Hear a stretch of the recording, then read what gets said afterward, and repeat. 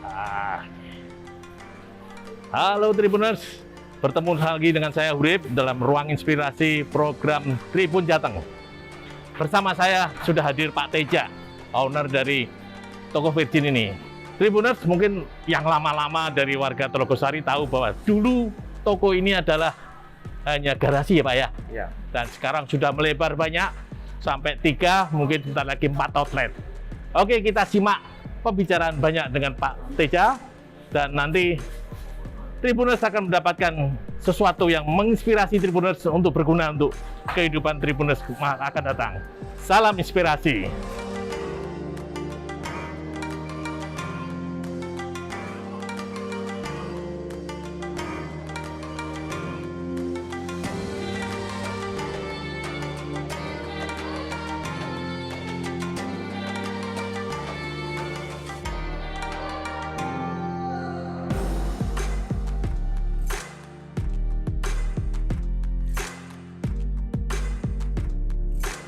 Pak Teja boleh cerita sedikit aja mengenai berdirinya toko Virgin sampai sekarang gitu Pak. Iya. Oke, silakan Pak Teja. Iya. Virgin kita rintis tahun 99 Pak. Jadi ya diawali dengan hobi ya. Hobi, kita suka senang buat kue-kue dan kecil-kecilan lah, dimulai dari kecil-kecilan sebuah garasi begitu. Kemudian kita tekuni dan ternyata diterima konsumen dengan taste mungkin ya cocok, dan harganya ya nggak di sekitar lingkungan ini nggak begitu mahal begitulah. Sehingga pelan tapi pasti bergerak meningkat terus ya seperti itu awalnya.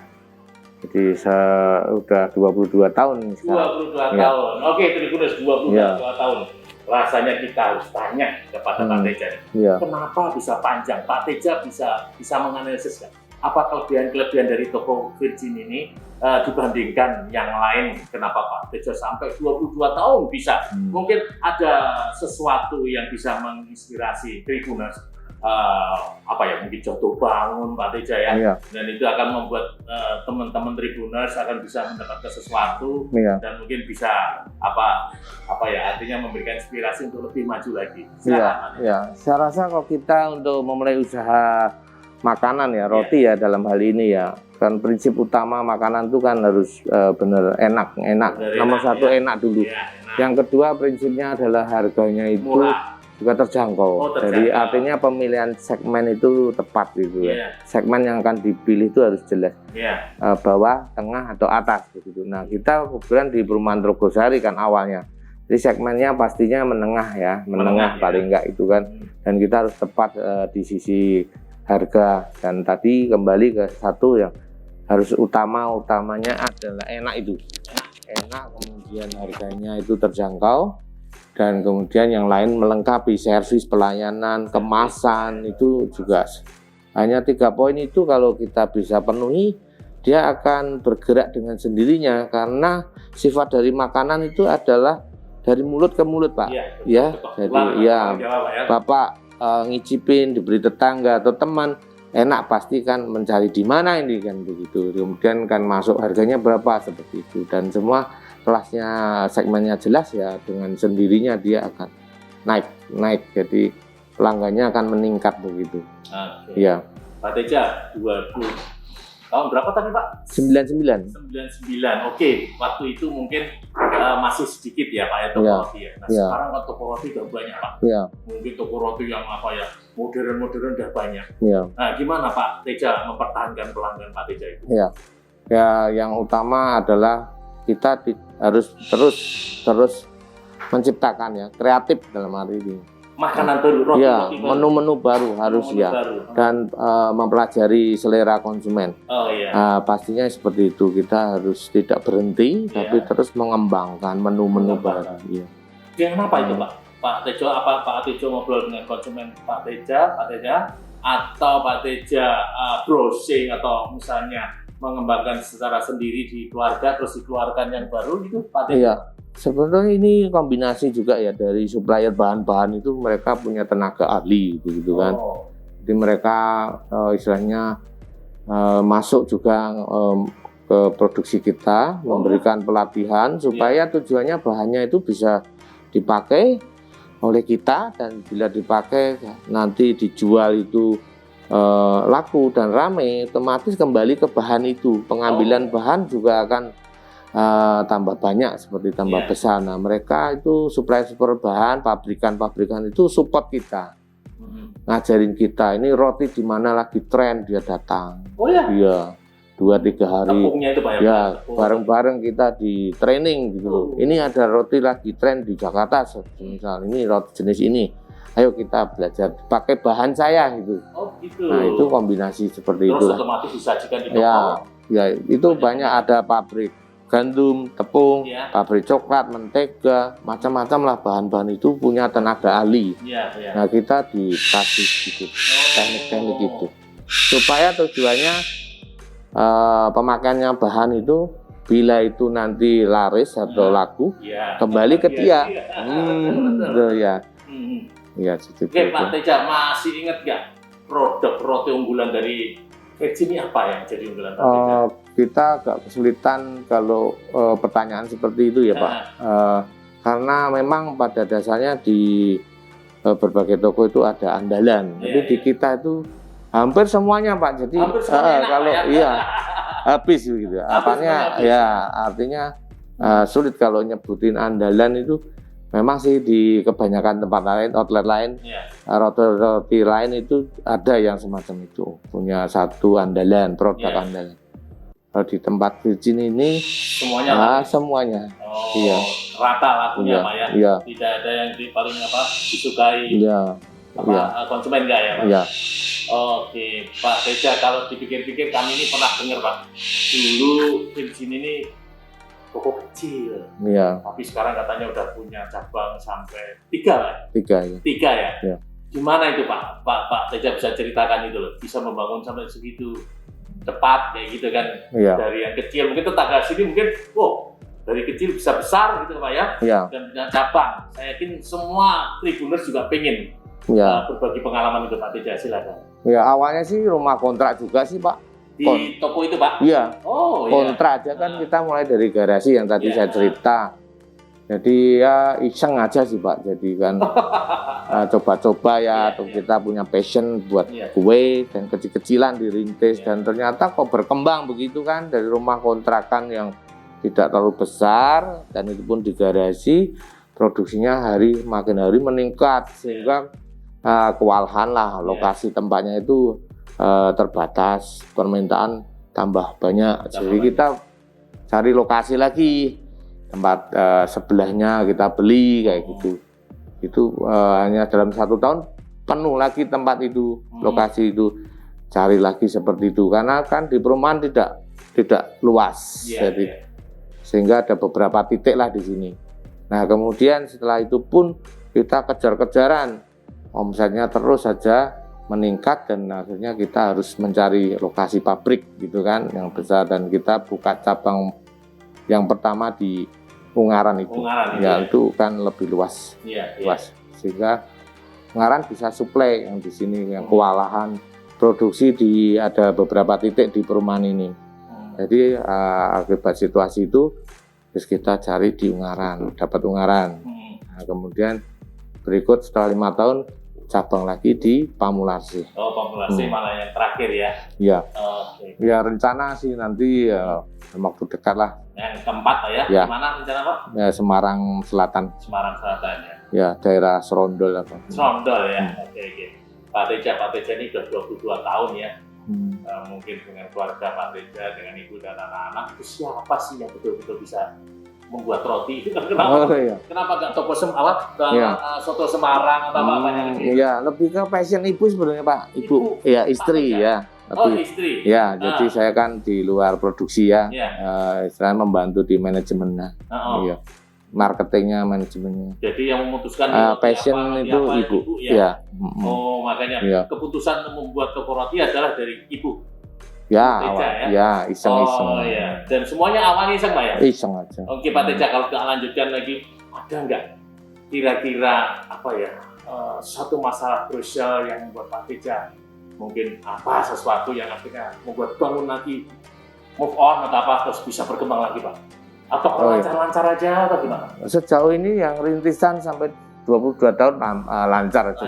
Hanya karena corona ini Pak ya, corona. Iya, satu tahun terakhir nih, ya pastinya corona berdampak karena kan sebelumnya kan istilahnya itu banyak acara ya, acara kumpul-kumpul, jumlahnya juga banyak-banyak kan. Otomatis dilarang. Nah dalam setiap itu kan event antara omset yang di orang datang ke toko dan orang pesan untuk acara itu kan hampir paru-paru lah, 50%. Jadi karena dampak dari tidak boleh kumpul-kumpul, bergerombol kan berarti habis itu acara-acara itu, nggak ada arisan, nggak ada rapat, nggak ada orang punya pernikahan, pengajian, pesanan itu drop kan begitu Pak. Gimana ngatasinya itu Pak? Ya kita bertahan Pak, istilahnya kita harus melakukan hal-hal yang efisien lah, efisiensi biaya. Ya biaya. Sama lagi Pak? Juga di bidang tenaga kerja juga. Tenaga kerja ada pengurangan. Ya ada. Tapi mungkin nggak banyak Pak ya? Nggak banyak ya. Artinya kita mengimbangi kan nanti efisiensi itu yang kita lakukan sih. Ya. Dua itu Pak ya? Ya di samping mungkin menambah outlet nanti ke depan. Oh menambah outlet ya kayak gitu ya? Ya. Dia terus ngembangin yang online juga kan. Online ya. Artinya mulai kapan itu Pak online tadi? Udah kita persiapkan 6 bulan ini. 6 bulan ini sejak pandemi ya. Mulai. Ya kita bergeser ya. Berarti mulai bulan Juli tahun lalu lah ya. Sudah bergeser pemasarnya online. Online ya. Gimana hasilnya Pak? Hasilnya juga lumayan lah. Lumayan lah. Ya. Berarti Pak Teja ada orang yang ngirimkan atau gimana? Iya, kita ada kerjasama dengan Grab ya. GoFood ya. Macam-macam. Dan itu ada hasilnya dibandingkan karena mereka sudah tidak bisa ke outlet lagi. Membantu omset yang drop tadi. Paling tidak ya berapa ya, lumayan lah Pak. Oke, Pak Teja, kami dengar perlakuan Pak Teja dengan karyawan itu begitu bagus Pak. Apa yang membuat motivasi Pak Teja seperti itu? Iya, karena kita berprinsip mereka mitra ya Pak ya, sekali lagi atau keluarga gitu. Iya, kita harus bekerja sama dengan mereka gitu. Supaya hasil-hasil kita itu bagus gitu. Jadi lebih juga dalam artian tidak terlalu gap gitu, seolah-olah atasan itu kok terlalu wibawa itu ya enggak. Mereka jadi takut lah. Jadi ya kekeluargaan lah, manajemennya ya. Jadi kita anggap mereka mitra dan segala persoalan harus kita diskus bareng. Pak Teja sampai turun itu Pak. Tidak ada problem ketidakpuasan, kita memang harus bicara begitu. Cari solusi begitu. Cari solusi ya. Kita sangat tadi kembali ke mitra kan sangat harus saling menghargai. Iya betul. Pak Teja 22 tahun, ada karyawan yang dari staf pertama masih ikut Pak Teja masih banyak Pak. Masih banyak? Banyak ya. Wow, itulah loyalitas ke Pak Teja ya. Iya. Itu artinya feedback dari Pak Teja tadi ke karyawan ya. Iya. Oke. Kalau menurut Pak Teja, karyawan itu berarti kan jadi sumber pokok untuk kemajuan Pak Teja ya? Iya. Karena chefnya itu dari mana? Apa ibu semua atau sudah turun ke anak atau gimana? Iya. Jadi tadi kembali ke passion dari istri, dari ibu ya Pak ya. Jadi ibu ini memang menguasai semuanya Pak, menguasai. Disitulah kadang sisi keuntungannya kan, jadi bisa mengontrol dari A sampai Z, bisa kontrol mana yang salah nih pembuatannya seperti itu. Jadi ibu mentransfer itu ke anak buah, ke karyawan, transfer, diajarin nih Pak ya, diajarin. Jadi memang pada saat pemilihan pegawai atau yang bagian produksi yang paling penting itu memang kita kan selektif betul, artinya dia harus mempunyai basic gitu, punya passion, hobi dulu, dibanding yang pelamar itu harus punya passion atau diseleksi kan begitu. Kalau enggak kan repot nanti. Dapat Pak? Ya itu agak sulit juga, sulit.